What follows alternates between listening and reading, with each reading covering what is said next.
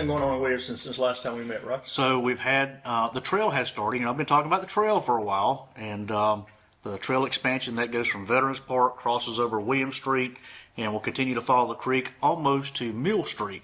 Not quite to Mill Street, but very, very close. So we're super excited about that. Laser Construction won the bid on it, and they're starting that construction. It came in under budget, so that's always a good thing when it comes in under budget. So we'll have a little extra money to be able to use. I've asked for some grubbing and stuff like that from the trail to the creek, because there's a 20-yard swath down through there, some grubbing, trimming up trees and stuff like that, so that you can actually enjoy the natural beauty of the creek as you walk the trail. It's a gorgeous area. So hopefully that'll happen. And one other thing I would like to do is put some exercise equipment along through there as well, similar to what Belton has along there. I think they call it the Bubblegum Trail.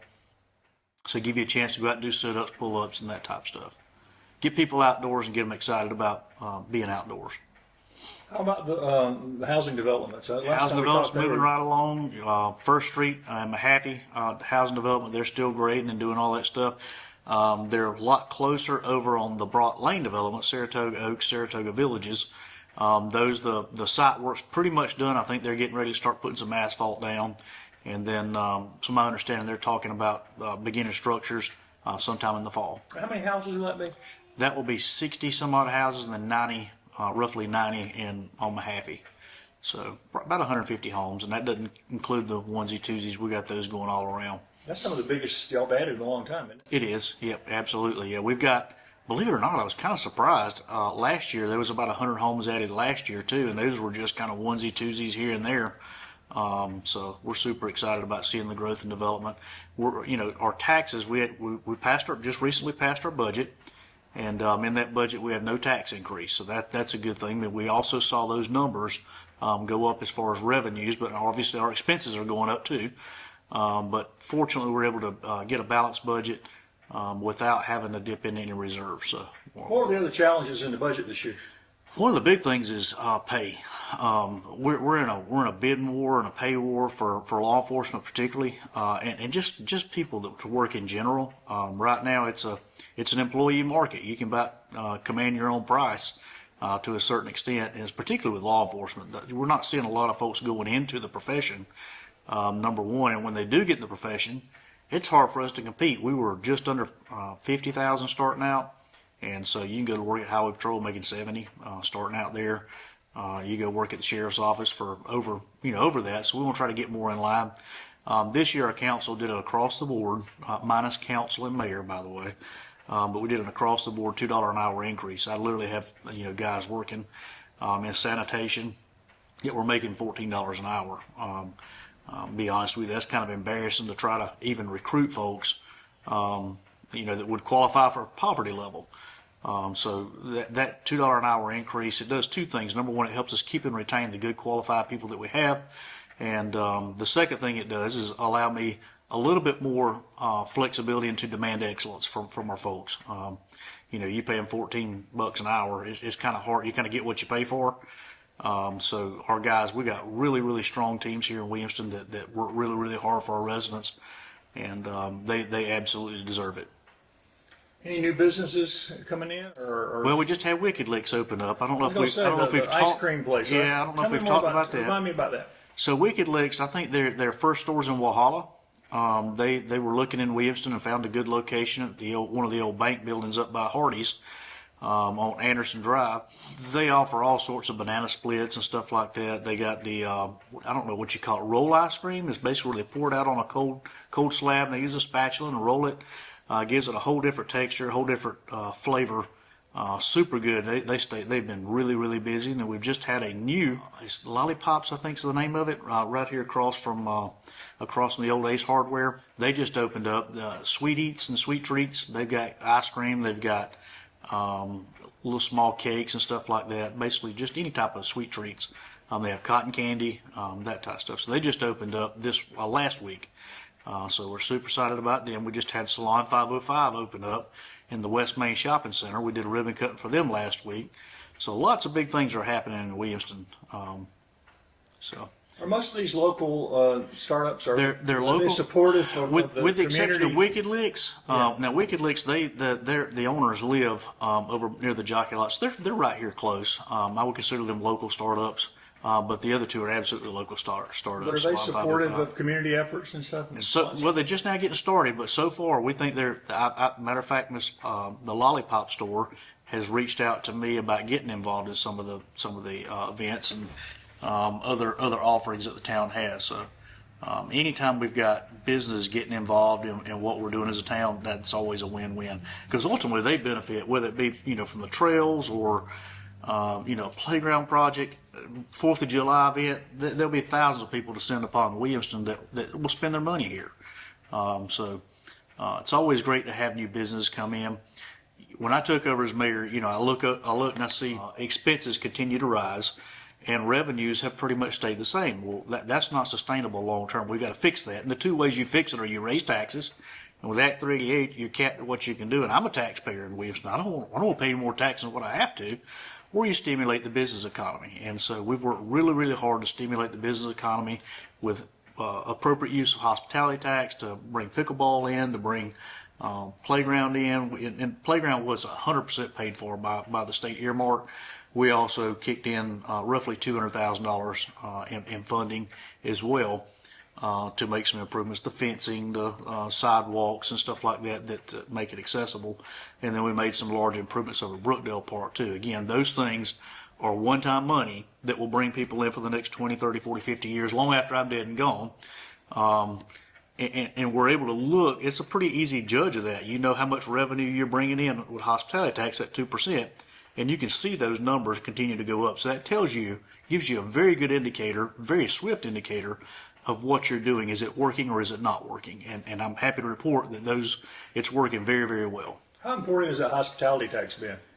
Hospitality tax, we couldn't do what we do now without hospitality tax. There's no way. And I'm going to be completely honest with you, Greg. Had I been on council at the time, 15, 20 years ago when hospitality tax passed, I probably would have been a no vote on that. But looking at it, we were able to classify out Mineral Spring Park. They used to come out of general fund budget. There's absolutely no way we could do what we do without the hospitality tax. It's hugely important. And again, you have people that live just on the outskirts of Williamston, or people that come from all around to come visit our parks, our trails, and stuff like that, that they're now paying into that. If they go to McDonald's and grab a cheeseburger, or they go to one of our new businesses, Wicked Licks, and grab an ice cream, or Miss Lollipop and grab an ice cream, they're paying into that hospitality tax. Again, it's 2%. It's not that much money, but it makes a huge impact overall on the overall quality of life in our town, and it brings people in that would not ordinarily have a reason to come to Williamston. How much does that generate annually? When I took over as mayor, it was roughly $200,000. I'm happy to report it's around $380 now.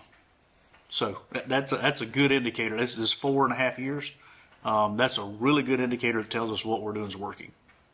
How about the old water treatment plant? Where are we on the development there? So you'll notice there's been some construction. You and I went out the other day. There's been some construction out there. They're hoping to have it opened up by August.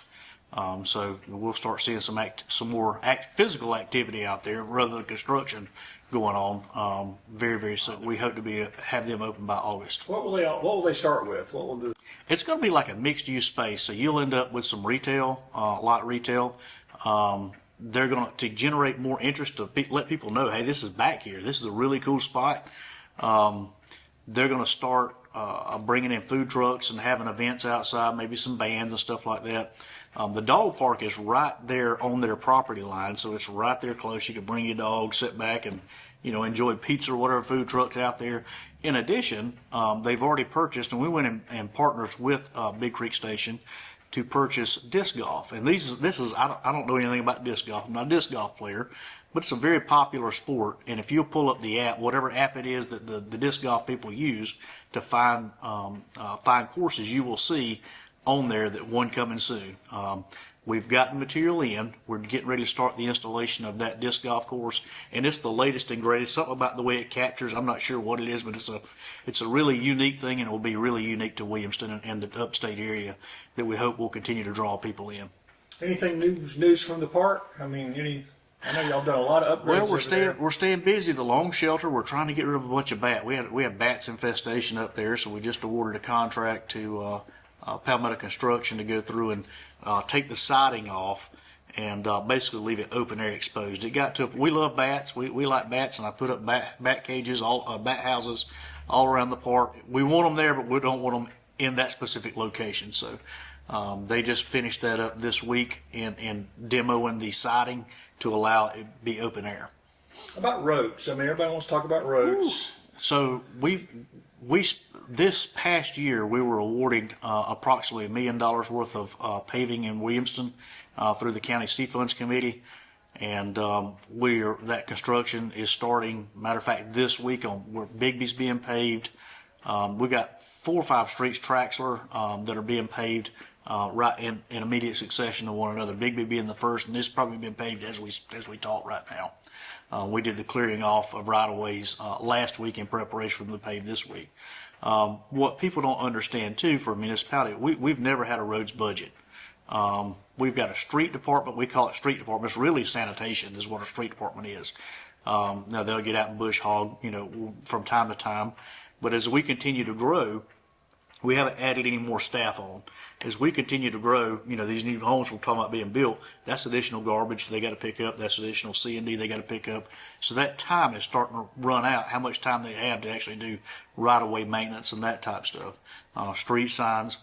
But we're working really, really hard, putting those guys, putting them in on overtime on Fridays, usually special projects days. So we've been really, really busy trying to keep up right-of-ways. And this is the growing season, so it doesn't take long for a road to become encroached with weeds and canes and stuff like that. So keeping up with that's been pretty difficult, but we're managing it. And y'all's main thoroughfare is state road. So main thoroughfare is state road. I'm happy to report that they've done the full depth patching there. That would be South Carolina Department of Transportation, and they're supposed to be paving this summer, complete paving from basically from the Career Center all the way up to Greenville Drive. Back to what we were talking about with the roads, though. We don't have a budget for match money, and the C Funds Committee requires a match money. So that was, I think it was $1.2 million worth of roads. And you think, oh, that's a lot of money. That'll get half of Williamston paved. It's not. It doesn't go very far at all. So that $1.2 million, we had to come up with $120,000 out of reserves just to get that funded. People don't understand. In Williamston, you've got 2 classifications of roads. In the county, you've actually got 3 classifications. You got municipal roads, which would be like Traxler and Bigby, we were talking about getting paved. And then you have South Carolina roads, and then you've got county roads. For us, we just have city roads and state roads. But we've never used to. The county handled all the city roads through the county taxes that our residents pay, and the county has more roads than they keep up with themselves. And I hear a lot of people talk about the gasoline tax increase that took place, 4, 5, 6 years ago. That does not benefit Williamston whatsoever, other than our state roads here that maybe apply some different money. But as far as our street roads, we don't get a dime of that. And it barely benefits the counties. almost all of it goes to the states. Like there's been a small increase in C funds. 92% or something goes to the state roads. Correct, and there's even the county funds. They get a portion of that has to go towards state roads. So it's kind of a racket, to be honest with you, how that works on the state side. They collect those taxes, and I see the counties getting ready to try to put together a referendum, a 1 cent sales tax referendum. I'm curious as to how that will affect municipalities. Yeah, they got a commission now, so now's the time. And they have a commission, just like the C Funds Committee has folks, that live right here in Williamston, and they've been advocates for Williamston. I would say that we show up to every single meeting, or a representative shows up to every single meeting, and we come up with a list of roads. This is what we've got. These are our needs. And C Funds Committee has been good to work with, but again, there's never enough funding to go around ever to get it all done. And used to, a mile of road was like $250,000 to get it paved. Now it's close to $1.5 million to get a mile of roadway resurfaced, and that's a lot of money. And I think part of the problem is there's not enough contractors to go around to actually do the work once it's been awarded. I'm a business owner. I do bid work as well, and when we're slammed and we're busy, the price reflects that. And I think that's one of the problems, that everybody's just busy. And the state and the county and has sort of kicked it down the road for years too. Correct. Without funding. Correct. So it makes it real difficult on municipalities, particularly. And I know that I'm sympathetic to the county as well, although they do have more resources than we do. I'm sympathetic to them. They got a lot more roads than we've got as well. What else is happening this summer? Going through. All right, so I'm gonna go through my list if you don't mind. I do have some notes. So July the 12th, we have the Williamston Police Department and Vision Williamston Back to School giveaway, backpack giveaway. So we invite students to be able to come who may be less fortunate or may not be able to have a new backpack, and we provide some pencils and just general stuff they need for school. That's on July the 12th, and that'll be in Mineral Spring Park, I believe, or maybe at the school. Stay tuned. We'll give more information on that. July 26th through August the 2nd, we have a kids' summer scavenger hunt by Envision Williamston, so that'll be pretty interesting. You'll be able to go through and pick out or find different things throughout town. It just keeps people busy and keeps things going. July the 26th, we have Envision Williamston Bingo right here in Town Hall from 1 to 3. August the 2nd, we have the end of Summer Bash from 6 to 9. August 16th, we have the Envision Williamston Business Expo from 9 to 6 p.m. And I think that's going to be right here at Town Hall as well. That'll pretty much lead us into the end of summer.